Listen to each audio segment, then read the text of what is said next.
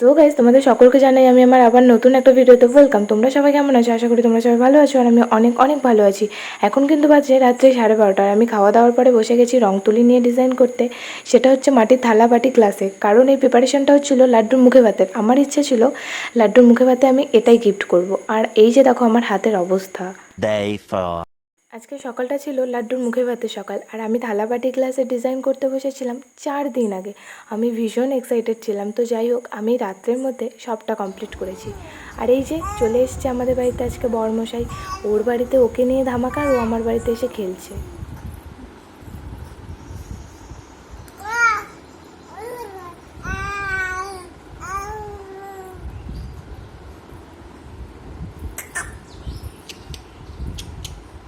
A few moments later. লাড্ডুকে নতুন জামা পরে বসিয়ে দেওয়ার পরে মনে হচ্ছিল আজকে ওর মুখে ভাত না, আজকে ওর পুরো কান্নার কম্পিটিশান হচ্ছে।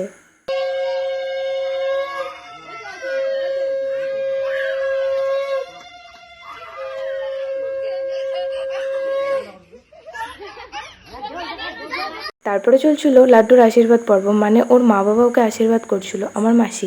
এবার ওকে 500 টাকা দিয়েছে, ও সেটা পেয়ে খুব খুশি। দেখেছো কান্না বন্ধ হয়ে গেছে। 2 hours later.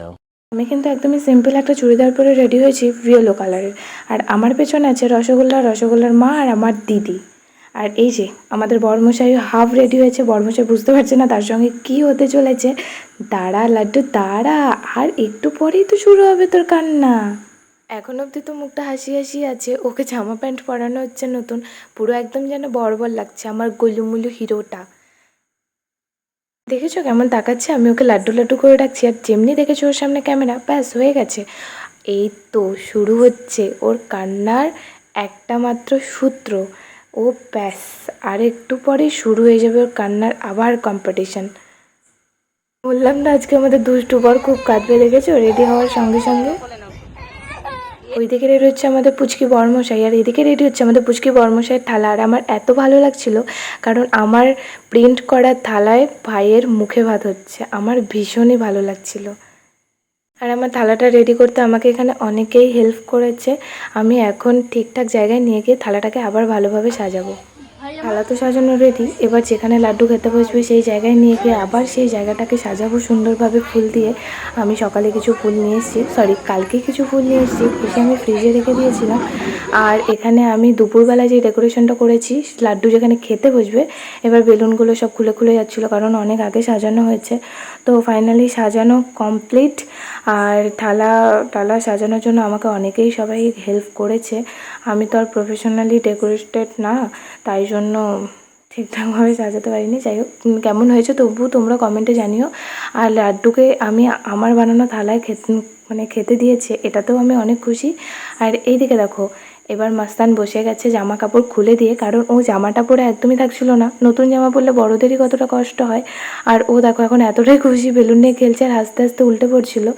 যাই হোক, ফেটে যাবে নাকি ওর দিদি আবার ভয়ও পাচ্ছিল। তো সবাই গিফট দিচ্ছিল জন্যই এখানে মাসি আমাকে ওকে নিয়ে বসিয়ে দিয়েছে।